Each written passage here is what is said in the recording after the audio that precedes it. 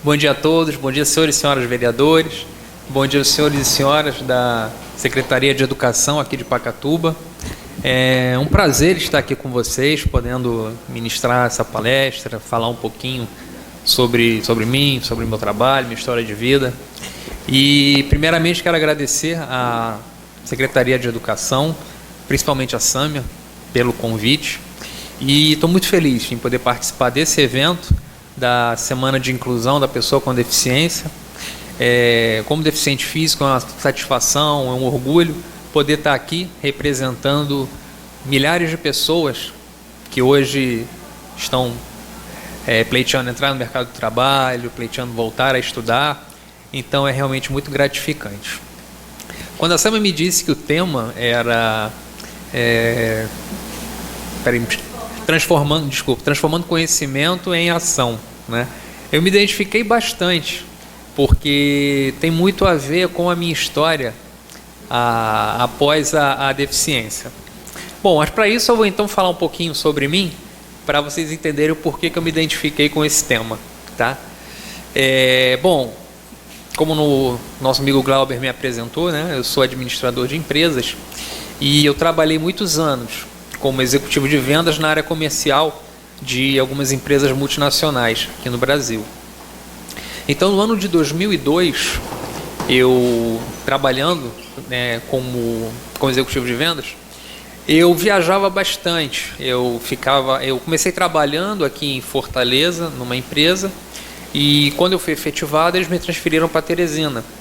E eu fiquei responsável pelo estado do Piauí, parte do Maranhão e parte do Ceará. Então era um trabalho que eu gostava muito, porque eu sempre tive muita afinidade, muito gosto em trabalhar com pessoas. E a questão de trabalhar com vendas me proporcionava essa interação com pessoas de outros estados, de várias regiões do país, e eu sempre gostei muito disso.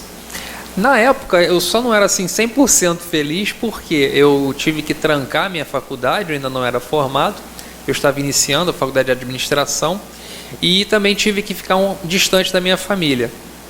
Mas para mim aquilo era um período temporário, que eu achava que como eu estava indo muito bem, estava subindo hierarquicamente na empresa, eu imaginava que assim que eu alcançasse um cargo assim semelhante a uma gerência ou diretoria, eu poderia retornar à Fortaleza e ficar aqui voltando a estudar e estando perto das pessoas que eu mais amo. Então o que aconteceu? Essas viagens, como eu falei, quando elas eram mais próximas, eu fazia com o meu transporte mesmo, com o meu carro, e quando eram mais distantes, eu fazia de avião. Então, um belo dia, eu estava indo de Teresina para Parnaíba, cidade do interior de Litoral, cidade bem agradável, por sinal. E peguei meu carro, como de costume, saí pela manhã, dirigindo. Eu sempre fui muito tranquilo na estrada, nunca fui de correr, sempre bastante responsável. E nesse belo dia, né, reservava uma surpresa diferente para mim. Infelizmente, em algumas estradas do país, né, nós temos alguns problemas com questão de segurança, devido a muitos animais, principalmente aqui para o Nordeste é comum você ver animal na pista, e também não tem algumas proteções laterais e buraco, né? Então, o que aconteceu? Isso foi em 2002, de lá para cá teve uma melhora até significativa. Mas na época isso era um agravante. Então, o que aconteceu? Num determinado trecho, parece que esses 3 desafios coincidiram no meu caminho. Quando eu estava dirigindo o carro, fazendo uma curva assim, bem acentuada, eu me deparei assim... Desculpa. Eu me deparei com um animal, com um jumento, bem na minha frente. Então o que aconteceu? Quem tem experiência de estrada sabe, se você colide de frente com um animal, a intensidade que você bate nele é a mesma que ele vai bater em você e não ia sobrar nada. Ia me machucar e dificilmente eu ia escapar do acidente. Então eu tive a velocidade de conseguir desviar, não bati no bichinho, só que eu acabei caindo num buraco. E por não ter uma proteção lateral, o carro capotou mais de 4 vezes e caiu num barranco. Então assim, eu estava com cinto, é bom ressaltar esse detalhe, Só que o cinto foi muito bom por um sinal, mas teve uma questão por outro. Foi bom porque eu fiquei preso no assento.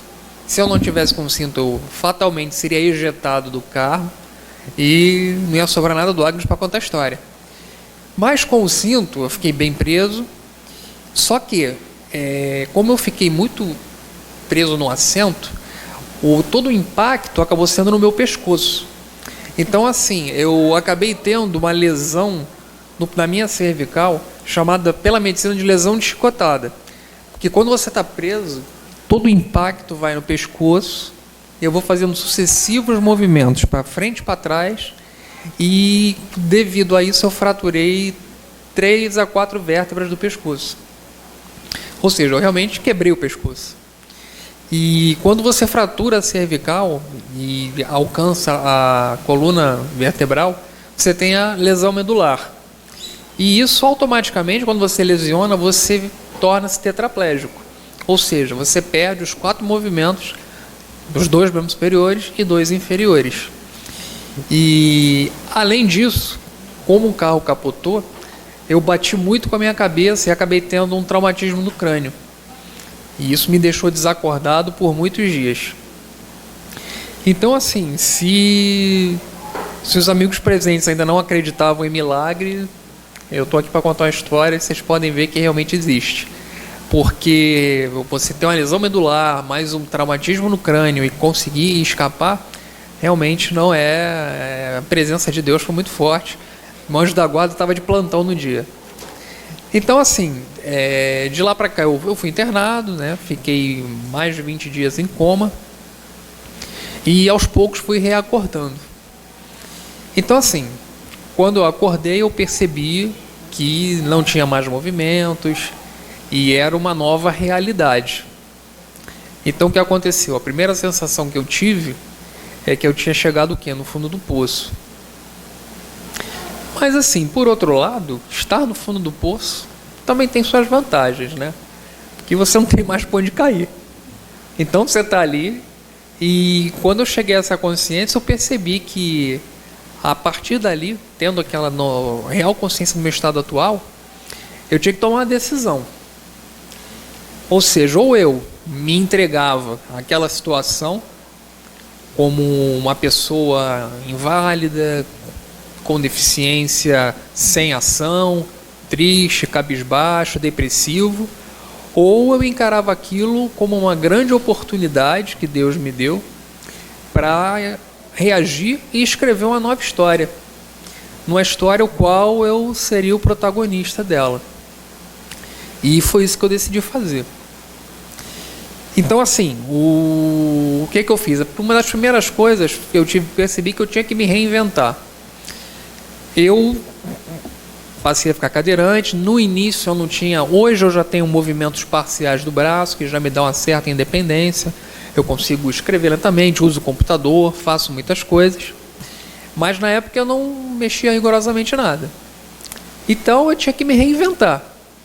Mas como que a pessoa se reinventa numa situação tão desafiadora? Bom, o que eu fiz? Eu precisava mudar primeiro o meu modo de pensar e também o meu modo de agir. Como eu disse, eu não poderia pensar como uma pessoa inválida, uma pessoa triste, cabisbaixa e depressiva. Eu tinha que entrar em ação.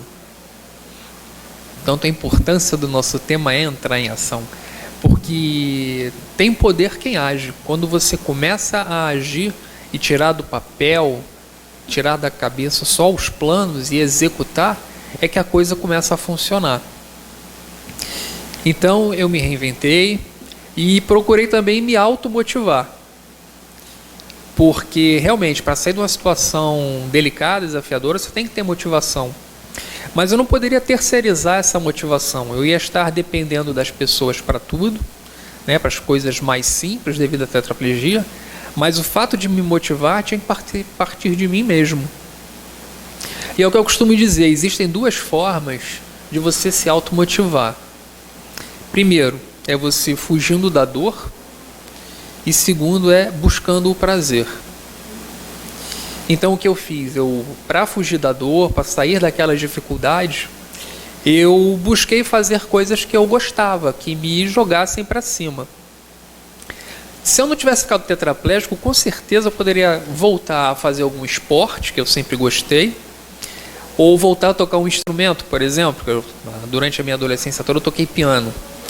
Poderia ter voltado, mas com a tetraplegia não seria possível nenhum dos dois. Então o que eu fiz? Vou voltar a fazer uma coisa que eu também gosto muito, que é voltar a estudar.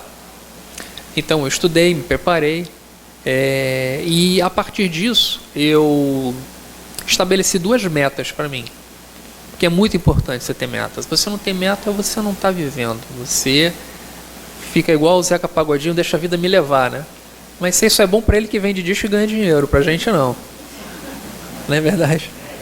Enfim, então eu estabeleci 2 grandes metas para mim. A primeira era voltar à minha faculdade, que eu tinha trancado devido ao trabalho, eu gostaria muito de voltar, e também retornar ao mercado de trabalho, que eu queria voltar a ser útil à sociedade, voltar a ter a minha renda que ficou interrompida devido ao acidente, e retornar aos poucos à sociedade, mostrando que uma pessoa, independentemente das suas condições físicas, mas estando bem mentalmente, ela é capaz sim de contribuir, de realizar e proporcionar desenvolvimento para quem está em volta também. Então, foi isso que eu fiz. Eu estabeleci essas metas e eu também criei para mim um passo a passo do que eu deveria fazer para alcançar o que eu queria. Primeiro passo foi não me vitimizar perante a situação de dificuldade. Porque assim, as pessoas gostam muito de comentar ou até perguntam: o deficiente sofre muito preconceito, você já sentiu muito preconceito? Eu vou ser bem sincero para vocês, eu conto no dedo às vezes que eu percebi preconceito comigo. Mas por quê? As pessoas não falam tanto preconceito? Sim, falam. Mas eu percebi, não é porque eu sou melhor ou pior do que ninguém. Muito contrário, eu tenho minhas dificuldades, tenho minhas limitações, mas eu acredito que eu não sofri e não sofro muito com isso, justamente por ter adotado uma postura de não me vitimizar perante as circunstâncias. Entendeu? Porque assim, a partir do momento... nós somos o que comunicamos. Por exemplo, se você comunica uma situação de coitadinho, de pobrezinho, de poxa, não consegue fazer nada, como é que as pessoas vão te ver? Da forma como você se comunica, não é verdade? Então, isso eu percebi desde o início. A partir do momento que eu me comunicasse como uma pessoa que estava querendo dar a volta por cima, que estava buscando estudar, que buscava trabalhar, que buscava ter resultados, eu passava isso para as pessoas. Elas começavam a me ver como alguém que estava lá lutando, participando e querendo realizar coisas novas. Então isso foi muito importante. E eu tive que desenvolver muito a minha resiliência, né? Que é aquela capacidade que você tem de superar as adversidades, independentemente do quanto difícil esteja. É a capacidade de dar volta por cima. E assim, outro ponto que eu acho importante assim, salientar é que, além dessa questão do preconceito, vitimização, eu tinha muita preocupação com a questão das barreiras arquitetônicas, né? Então eu vou até contar uma história pessoal minha. Sempre que eu falo em resiliência, superação, eu gosto de contar essa história. Assim que eu sofri meu acidente, eu fiquei muito tempo internado, né? Fiquei um tempo internado, eu fui deslocado. Minha empresa ela custeou uma UTI aérea me levando até o Rio de Janeiro, que eu tenho minha família toda lá. E então eles me ajudaram nessa questão da empresa.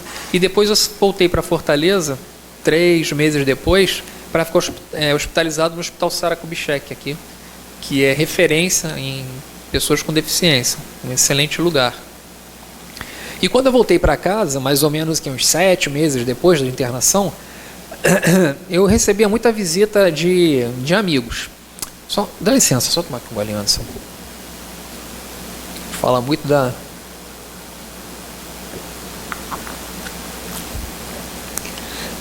Ok. Então assim, eu voltei para casa e eu recebi a visita de muitos amigos. Só que o que acontecia? Eles falavam: Agnus, tá em casa direto, cara, vamos dar uma volta, sair, esparecer. E na época eu não queria. Eu ficava assim meio envergonhado, pô, sair com cadeira, vai ficar todo mundo me olhando. Não tô afim não. E eles em cima, vamos dar uma volta. Aí eu tinha uma desculpa que era assim, que eu achava infalível. Eu falava, não, cara, eu não vou porque, sei lá, onde a gente sai não tem muita rampa, tem muito buraco, muita escada. Desculpinha, historinha, né? Aí eles, não, mas vamos e tudo. Aí um belo dia eles foram lá, já meio desacreditados. Aí falaram, Agnus, e aí? Bora dar uma volta? Aí nesse dia me deu um estalo, cara. Vamos, bora. Aí o quê? Vai mesmo, eu vou? Vamos. Pô, então vamos arrumar esse cara antes que ele desista. Aí o que aconteceu? Me arrumei tudo, botei uma roupinha legal e fomos dar uma volta. Isso era à noite. Aí adivinha para onde nós fomos? Pra onde eles me levaram? Pra balada. Fomos pra balada, pra balada. Sabe, quem tem amigo sabe como é, né? Toda confusão é pouca. Então fomos pra balada. Chegando lá, me colocaram no carro, com a cadeira, me tiraram. E quando nós fomos nos aproximando lá do local, adivinha com o que eu me deparei? Eu e os 4 amigos. Uma tremenda escadaria na frente para entrar. Aí quando eu olhei para aquela escada, olhei para eles, estavam os 4 mais brancos que essa parede. Aí um deles olhou para mim, aí falou, Agnus, deu M.